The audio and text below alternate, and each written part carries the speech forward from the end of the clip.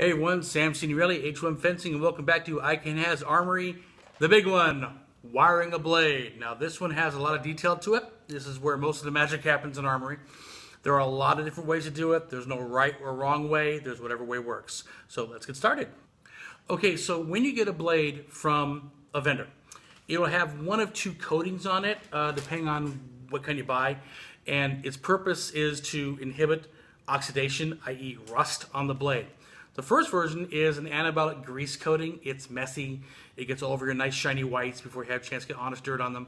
And you have to grind it away, wipe it away, or grind it out of the groove. The other kind, which I prefer to get, is kind of like a gum blowing deal. Comes in blue, rainbow green, and gold. And you still have to get that out though. Any armor will tell you the most important step in wiring a blade, regardless of any other advice, is getting the groove clean. Because the glue you use to glue the wire in must adhere to the metal, not to the gum bluing or whatever gunks in the groove or anything else. It has to stick to the metal. So first thing I'm going to do is I'm going to clean this blade. Now if you look at it, look in the groove, you can see the gun bluing in there. It's really not a very clean blade. I've tried wiring these without getting them clean, and the wire just pops out after a while because it's not sticking to the metal. So first thing to do is grind it out. I will not need my respirator for this one, as I do if I'm grinding a wire out. I will need my goggles and my mask, and I will use a Dremel, specifically the diamond cutting wheel.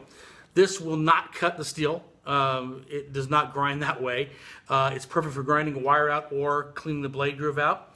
And let's see how that happens. Okay, so I'm all geared up. Goggles are on for safety. Got the Dremel running. And let's clean this groove. I'm going to go about halfway down, and then I'll show what it looks like.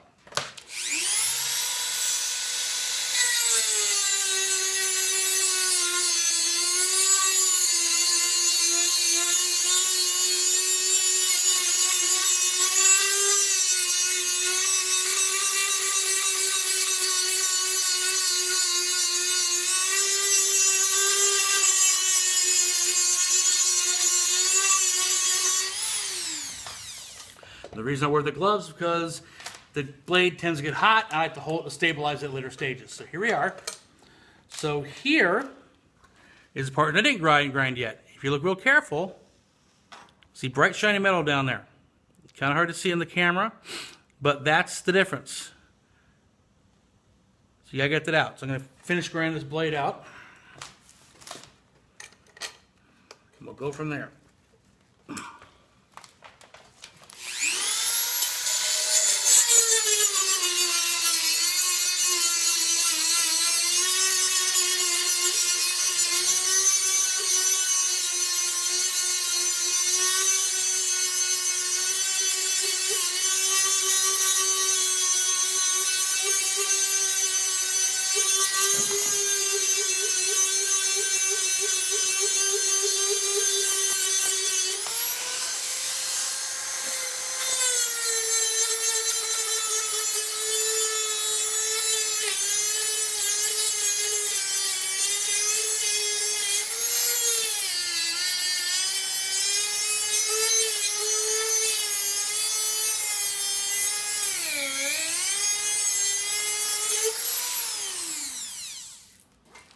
Okay, so that's ground out, and what you saw me do up here at the tip was to kind of, butterfly the tip out a little bit. That way it widens the very tip, gets rid of any burrs in it that might catch the wire as you're pulling it through. And let me do one more thing here. You have to grinding it. You need to get the blade clean, and you do that, at least I do it, by virtue of a Q-tip and rubbing alcohol.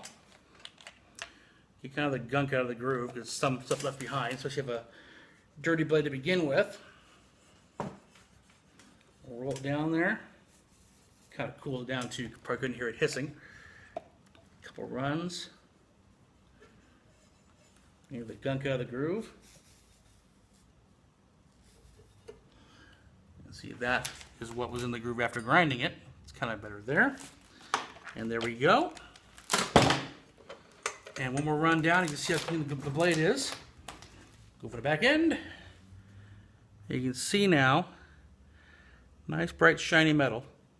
And that's what you want. Then the length of the blade. Now on an epee blade, it's really easy to see because the groove is kind of wide.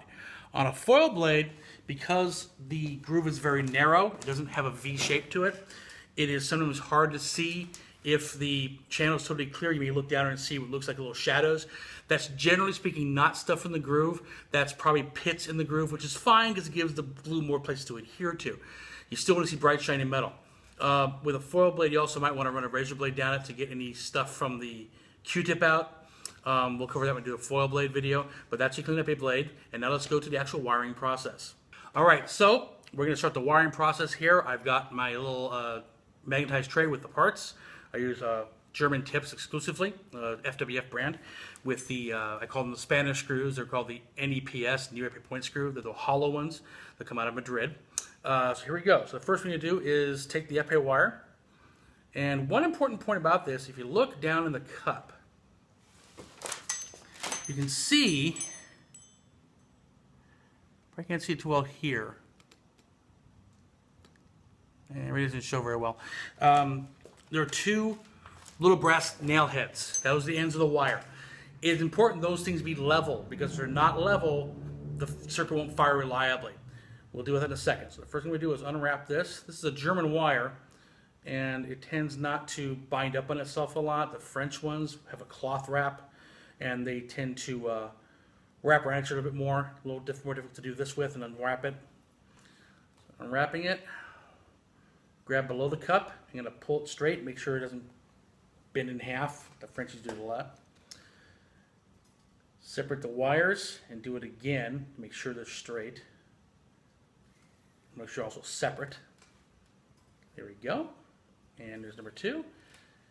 And get it ready for the cup. Grab the ends. I'm going to wrap the ends together a little bit because it's kind of hard to go through the barrel sometimes otherwise. Take my barrel from the top, get both wires through the hole. There we go. Put it on, make sure it starts right. There it goes. And I'm going to grab a 6mm wrench, fits the flats like that. Turn around, make sure the wire is going to move properly. It does nice there.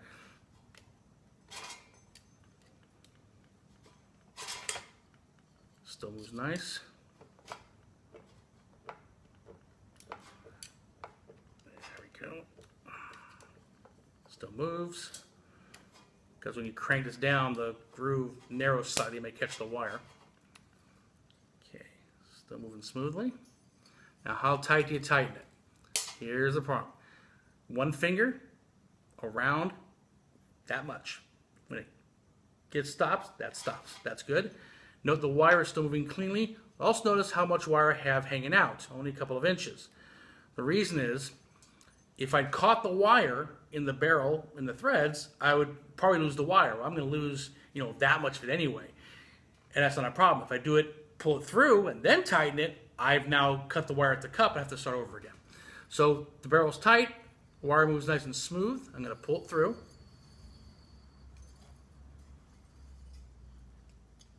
Not catching anything. Now here's where it's a difference what I do. Companies sell what's called a point setter that fits into the opening of the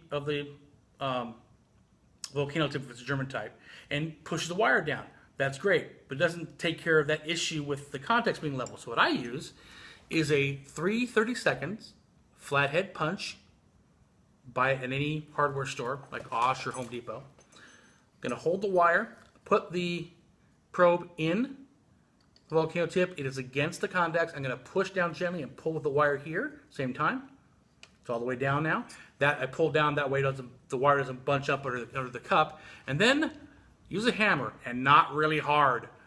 Again, put the probe in, make sure it's against the contacts, and I tap lightly about 5 times.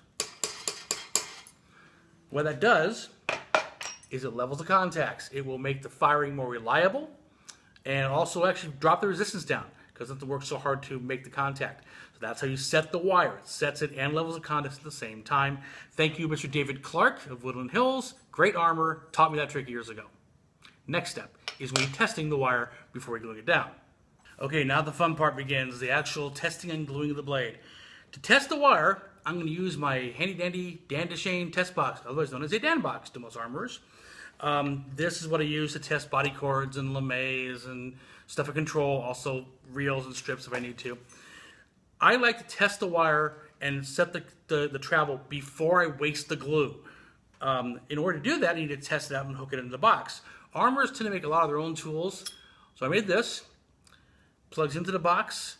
A and B line go there. So I can see it. It's plugged in. Box is on A, B, which is circuit I want. I have to strip the wire now. Here's what about German wires. German wires have a silk wrap on the outside and a varnish layer on the inside.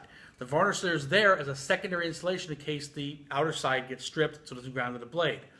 So, sandpaper, about 400 grit, we use to between paint layers. I'm going to strip it a little bit here. I have nice shiny copper there. Okay. If you have a French wire, it's silver, and that's all I have to do because it's silver solder. But you have to get the varnish layer on this off. Other armorers advocate scraping with a knife, sanding like crazy. I'm lazy. I use fire. Some people don't approve of that. They think it weakens the wire. I do so many blades, I don't have time, so I should determine and do the fastest way possible. You probably will not be able to see, but there will be a secondary flame, and that's the varnish layer burning off. So real quick, do that. That's off. Note that I didn't sit on it for a long time. Sand it one more time, get any of the other residue and crud off it. I'm going to put it in my little test vise here. There's that. And there's that. It's in. I'm going to throw the tip in to make sure I have circuit. Again, you can't see it from here. Circuit is now open. Circuit is now closed. I'm also going to rotate my box to BC and AC to see if there's any grounding. No grounding on BC, meaning the B line's not grounding to the blade. Nothing on AC. The A line's not grounding to the blade. In other words, neither wire is grounding to the blade, so the circuit will fire normally. I have to just travel now. I use this lovely little fan gauge from Swordmasters. When the tips come from the factory, the spring, the contact spring, is really long. You can see it. It is way, way too long. Okay? So how do you get this shorter? Well, they're simply screwed onto the post, which is threaded. So you see we take the spring and you rotate it clockwise, righty-tighty, lefty-loosey, and it will wind its way up onto the post and get shorter. Don't want to go too far though. So 2, 3, 4, 5, 6, 7. I'll put it in here, make sure it fires first off. Didn't go too short. Put the fan gauge in. It has to have at least a 0.5 millimeter residual travel. I'm going to go for 0.45 millimeter. See what happens. Fires. It's still too long. Quite a bit there, so I'll shorten it a little more. A couple more turns. And keep testing it. Still fires. Still too long. Still quite a bit longer. Sometimes you got to screw it a long way in. If you go in too long, much closer. If you go in too long, you can lengthen it by turning it like you're tightening and pulling very gently, and it'll pop the threads. But you got to be careful doing that. It's almost in time. Another half a turn. Okay. And okay, that passes, or does it? One thing with epee is you test, and retest all the time. So I'm going to put the NEPS screws on this, and I'll show one of these to you. It's kind of hard to see, but these are ones that are kind of hollow. They fit on this little tool that fits in the little slots on it. It's threaded on both sides. It's nice collar, so it doesn't project through. It's a very nice little design. And they stick to a magnetized screwdriver. So I'm going to put this in the first hole. Now the thing about the screwdriver is the blade's stamped metal. It cannot take the torquing to tighten the screw real quick. I'll start with that. I'll finish with, this is a 5.54 screwdriver. That's tight. Now the first thing I'm going to do before I continue is to weight check. Weight test. Weight in epee is 750 grams plus or minus 3. So anywhere between 757 and 747 and 753 is what it's going to be. This weight's 760. If it passes me, it should pass the calibrated weight of the strip, if it's calibrated properly. Put the weight on, light fires, let go. Spring lifts the weight, circuit opens, it's fine. Now we're going to test this again. We're going to test the 1.5mm shim that it fits. Fine. Now, a note to referees. It does not have to do this all the way in. If this shim goes any bit at all, even the slightest bit going in, it goes in. It's a pass. It does not have to go all the way down to the base of the cut. If it goes in a little bit, if it's tight, it goes in. So that passes no problem. The 0.45 still passes. Do the other side. Now the reason I keep retesting is because with only one screw in, it makes it slightly cockeyed. So it may not reach the second contact, even if it fires fine here. Put the second one in, it straightens up a bit. And I've had many times where I had it pass the first screw, second screw went in, it failed because it straightened up and the contact was made. So, it goes in there. Second screwdriver. Tight. One more check. And that passes. Now the blade is ready to be actually wired because now it passed the weight and shim check. Okay, so now comes the fun part, gluing it down. There are many methods. These are mine. Masking tape. I use 2 runs of it. First one, I'm going to fold a little tab here so I can pull it off easy. I'm going to wrap around the tang here. Go up the blade a little bit, and it serves 2 purposes. Number 1, it's to protect the wire from the threads, and secondly, is to give the wire something to hold on to. So that's there. If I was wiring this for inventory, which I will be, this is going to stay on until I actually take it off to put it on a weapon. Lose that.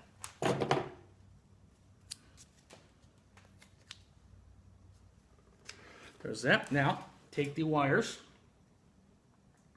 Make sure it's separate up at the cup, because you want to minimize the crossovers as it goes down the blade, because as it goes down the blade, it crosses over, it will eventually braid itself because it does move under the glue a little bit. So you want as long across as you can. If it crosses real sharp, like 90-degree bends, it's going to cut us like crazy.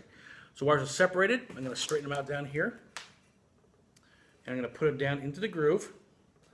Pull gently, not yank on it, just make it nice and little tight. And then wrap it down. And the whole purpose is to make sure the blade wire is tight, so when I bend it, it pulls down to the groove. So I've got a couple wraps here. I'm going to wrap it around the tang. And then tape it down. And now it's tight. Now, the glue. Oh boy, we get arguments about armors about this. There are many types of glue to use. This is mine. It's called Instaflex from Bob Smith Industries. There are 2 versions. There's the pink label, which is the gap filler, kind of a jelly, and there's a green label, which is very, very aqueous, very watery. I use it for 2 different purposes. The watery stuff I need for gluing down wire pops. This is the one I use because it does not get into the tip as easy. Instaflex is a rubberized super glue, so it's meant to bend and stretch a bit. This is perfect for my purposes. Any glue that works is fine. Like I said, armors will argue about this. Some use Duco, some use Pillow Bond, some use whatever they can get their hands on, some use an epoxy. The important part is that it stays down. Now, as far as gluing it in, again, my technique. I have found that with my technique, if I do not tack the ends down first, then when I put the wire in the bending jig and put the whole bead down, it runs into the tip or into the tang, glues the tip down, glues the wires to the tang, and it's a mess to clean up. So what I do, I will glue down about the front and back inch or so. And then I'll show you what I do next. So I'm going to put some glue down here, right from the barrel back about an inch.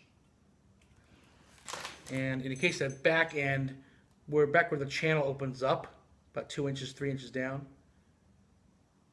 Now it's not pushed in yet, because now I'm going to use an accelerator.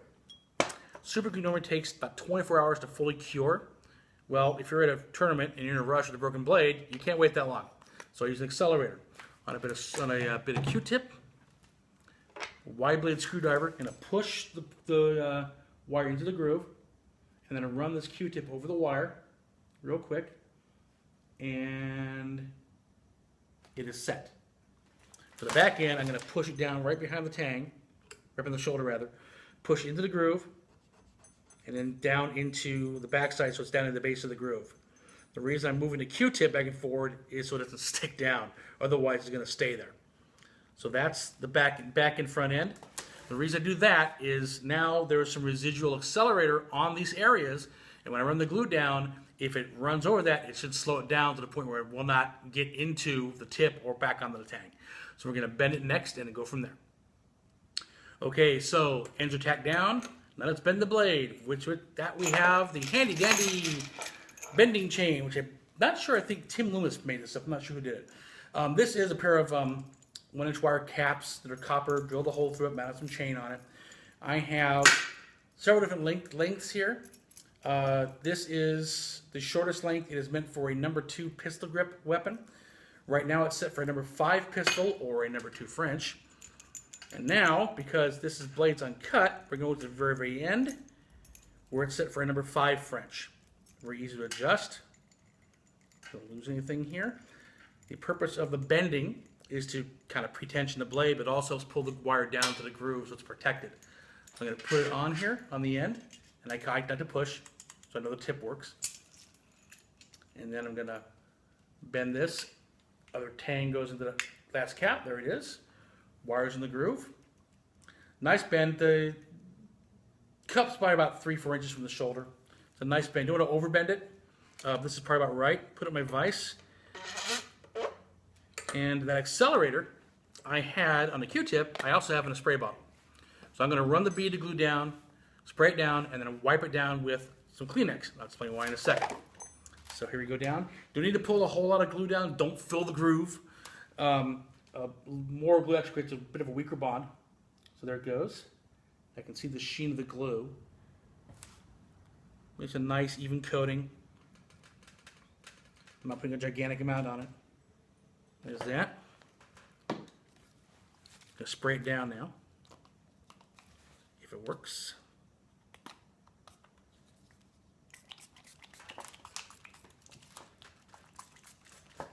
And here's why I use the Kleenex. Wiping out for a couple of reasons. Number one, I'm kind of smoothing out any lumps of glue in the groove. I'm pushing my finger down to the groove because that may catch a point. Also, sometimes the glue kind of goes over the edges, and this simply gets some of the accelerator on that so it hardens up. And as remember I said about it setting right away, this is already ready to go. So I'll very carefully take this out so that it'll shoot across the room, bend it, take it off, like I'm stringing a bow. Now I'm going to run my hands down and feel for any big lumps. Don't feel anything on the front side, feel on the back. And the thing about super glue is you can peel it off with your thumbnail. Super glue is very, very strong in tensile strength and shear, not so strong in peel, which is why you can peel it off very easily, off your fingers or whatnot. So a little bit of the glue got over the edge there. That's fine there. Okay, no major lumps I feel on the top. Now I'm going to bend the blade backwards. First off, still works. Bend the blade backwards to make sure I don't have a wire pop. If I miss a spot, the wire will pop up. So groove is up, bend backwards. No wire pop up. This wire is glued down properly. Now we get to the next part, which is the insulation on the wires. Okay, so the last step in this video is to put the insulation on the wires. So first step is to take the tape off. This is the one that held the wires down. And get that off. It has served its purpose. It can go in the trash. Unwind the wire. Now in this case, because this blade is an inventory blade, not going in a weapon, I'm not going to get the other tape off. So unwrap the wires, make sure they're separated. I'm going to strip the wires, again, with the sandpaper I did before. Note how far down I'm going, okay? First thing is to get all the insulation off, all the silk wrap. Now the reason I go that far down is because if the wire breaks the socket up here, and I don't have any sandpaper with me or any way to strip the wire, it's like a lot longer to reconnect and have it function. So if I strip it, you know, so it's like that far inside the spaghetti tubing, you can pull that with your thumbnail, boom, wire ready to go, attach with a screwdriver, you're ready to rock. So we have the spaghetti tubing. This is called loopy cord. You get it at Michael's or the craft stores in the kids section. Multiple colors, nice and wide. Put one on, second on. Remember in epee, they must be in 2 separate sheets, so they can't short together and fire the light inadvertently. Incisions going all the way down to the shoulder. And if I had other parts, I could assemble this weapon. That'll be a separate video, because there's concerns there as well. I'm going to take this and wrap it around the tang. Let's kind of hold it in place. Everybody has their own wrapping technique. And once that's down, I'm going to take some electrical tape and wrap it around the wrap to hold it in place. A little tab to take it off. And that is it. So now if someone wants to buy an epee blade, I can sell it to them, assemble it, whatever. And ladies and gentlemen, that's how you wire an epee blade. Happy armoring.